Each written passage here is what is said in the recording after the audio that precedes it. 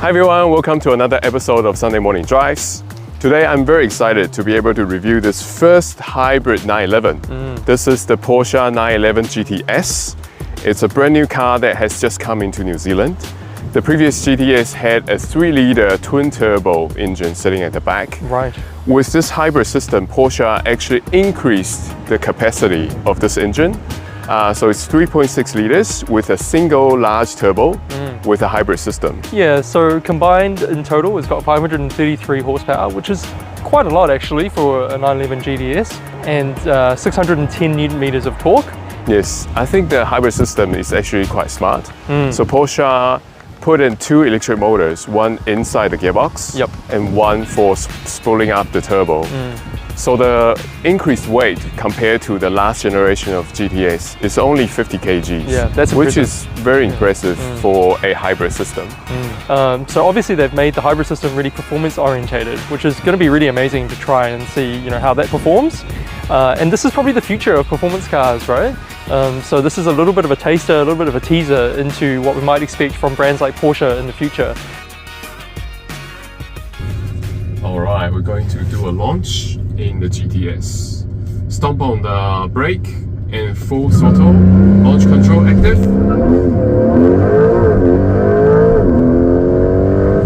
Wow. Frank's now doing launch control.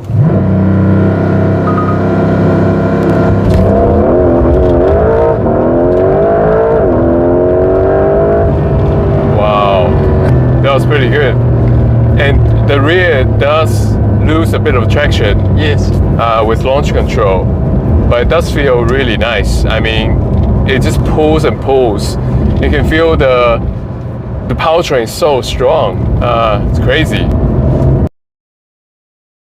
First of all, the color is actually called Carmine Red. I thought it was Guards Red, but apparently Guards Red's a little bit brighter. This is a little bit darker.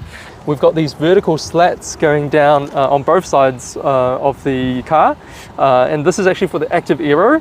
And there is a camera in the front as well. This car is equipped with the 360 camera system. Yeah, they've hidden it really well. So we've got 245, 35, 20-inch wheel tires, Pirelli P0s, so I think they'll perform quite well. And then we've got this big wheel arch at the back here to accommodate the rather large 315, 30, 21-inch wheels at the back here. There's a new crease here in the bumper area. So apparently this wasn't in the previous generation 911, so they've added a bit more detail again. Now the Porsche logo is integrated into the light bar. Before it was a separate element that is separate from the light bar. And then we've got the active spoiler, which we'll show you later on. And then we've got this high stop light at the very top here. All right, and on the roof of the car, we've got a really big moonroof, sunroof, whatever you want to call it. It basically covers the entire cabin. So it's going to make it feel really light and airy and quite bright, which is really good. All right, so we are just going to be opening the front here and showing you the luggage space in the GTS. And it's really decent actually. I'm always surprised by the 911s and the Caymans, how much luggage space they actually give you. So inside here, we have the engine oil cap. You can add engine oil here, and also your coolant cap over here. And there are a couple fans here. Cooling fans, yeah. Cooling fans.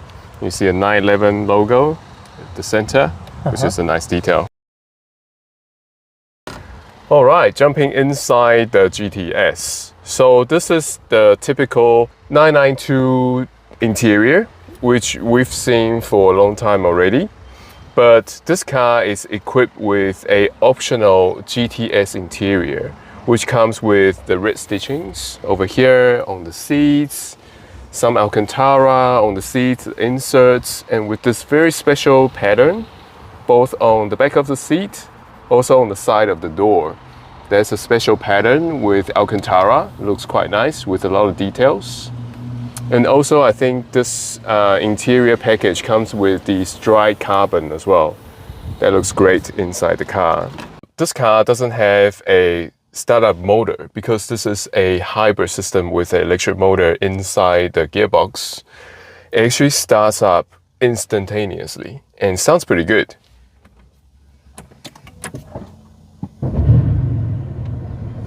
Sounds pretty good, right? Yeah, bit of a rumble. And the new generation, the 992.2, Porsche actually took away the mechanical rev counter and replaced it with a full digital dash.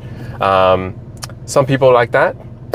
It's more customizable, but for me, myself personally, I would prefer a mechanical dash. So down here, we have the drive select modes. So you can turn it to change from normal, sport, sport plus, and wet. And you see this red button here? If you press that, the car will go into full attack mode. Basically, everything dialed up to max for about 20 seconds.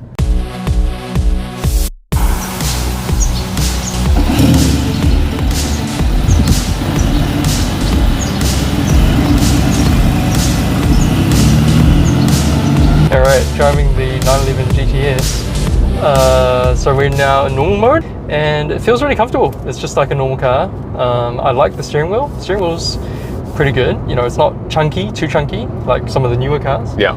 And it's really simple.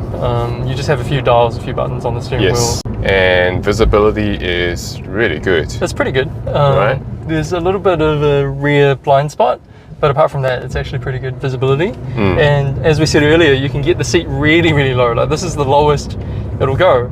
And I think it's actually too low because I normally put all the seats that I drive in like really down low. But this is actually a bit too low, so I'm actually going to raise it up a little bit. So you can really adjust, you know, your driving position quite a bit. And the other thing I've noticed is that the steering rack is very, very quick.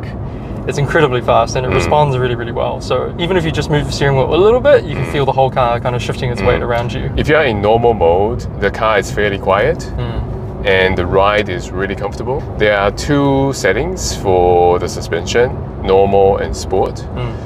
There are two modes for the exhaust system. You can either turn it on and off. Once it's shut, once it's off, the cabin, you don't hear much of the exhaust or engine noise. Yeah, that's true. Driving normally. Yeah, and the other thing I noticed when driving around, you don't really feel like you have a turbo.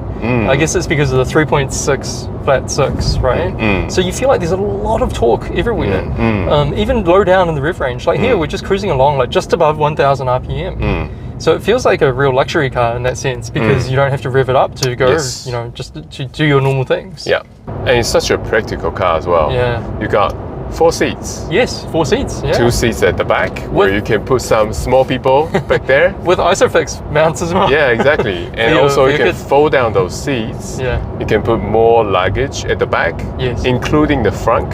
Yeah. So the carrying capacity of this car is actually quite good. You can do long trips in this if you want to.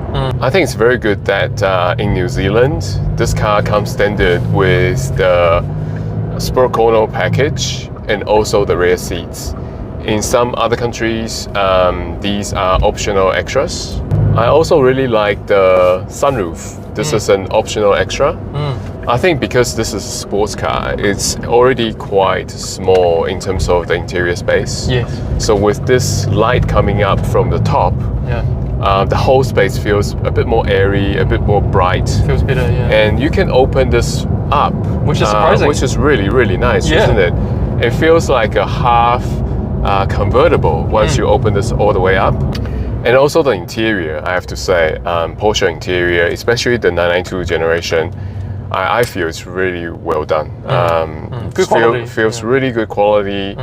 Design's really nice, really simple, really everything's within reach, really easy to use.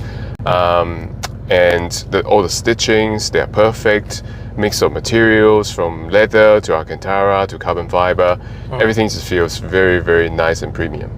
And it's all very intuitive as well. You know, they've still got toggles and buttons for the things that you would normally access. Yes. And then, you know, when you change your drive mode, for example, if you go into sport, the auto stop start system doesn't cut in anymore, you know.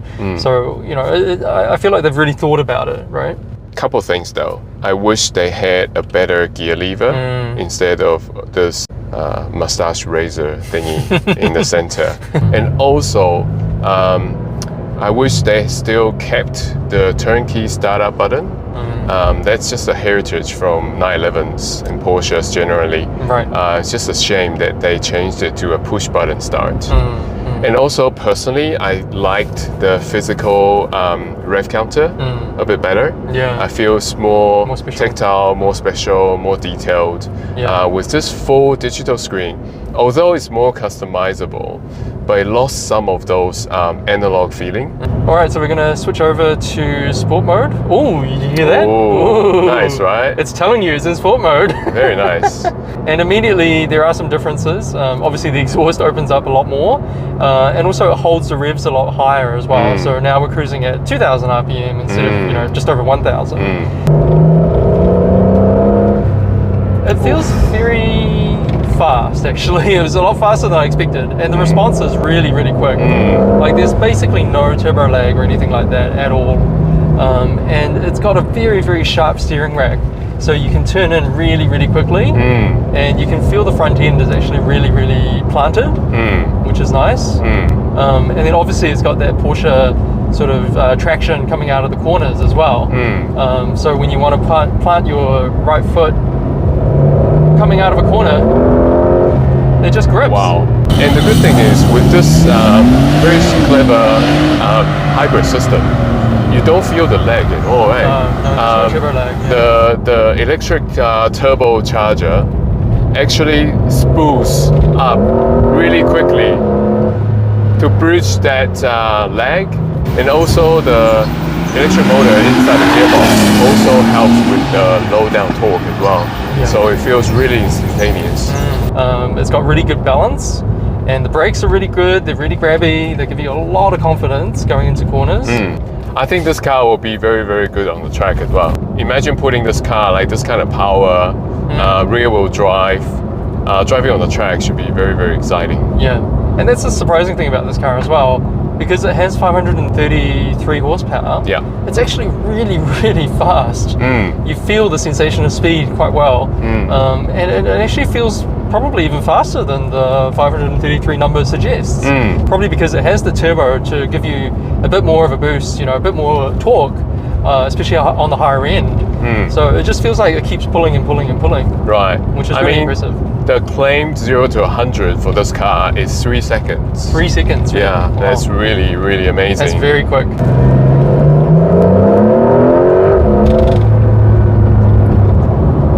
I love the sound. I have to say, when I first saw the launch of this car, I thought the sound would be muted. Because of the turbo, right? Yes, but I'm like pleasantly surprised when I drive it for the first time. How nice this sound is. It's a different sound from like a typical flat 6 engine. It sounds more like a large displacement V8. Because it has this very low tone, rumble to it. I think this system is quite smart. Well, that's what they do in Formula One, basically. This is the same way that they do the turbos and recover energy and swallow up the turbos really quickly in Formula One nowadays. So driving on the back road, I'm gonna change gear myself using the manual mode. I mean, the PDK in Porsches are so good. The PDK is one of the best transmissions in the industry. So fast. Lightning third gear. So upshift is like so smooth and so fast. It just keeps going. Downshift. I don't think it even cuts power, really. Whoa, listen to that. Woo. Good sound, eh? Good sound. Nice.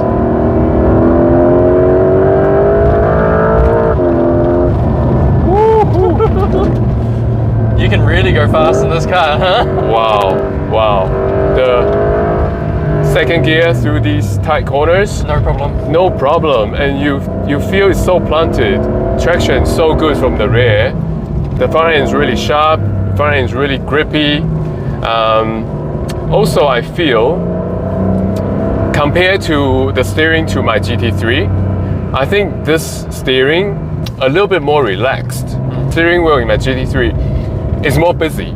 It's a busy steering wheel, but this one is a bit more calm. Right. So I guess it's better for road driving, but you can still feel quite a bit through the steering as well. Surprisingly, yes. Yeah. So it's a very good setup. The powertrain is so good. There's no lag whatsoever if you're in the right gear. and pulls so hard and sounds so good. You don't feel like this is a hybrid car. No, not at all. This makes you feel it's a big displacement, naturally aspirated car. Because we've driven some hybrid sports cars before, right? And it doesn't feel like this. No. You can still feel the hybrid system working, a bit of turbo lag, all that kind of jazz. Yeah. But in this, it's a very complete and cohesive package. Yeah. Ooh.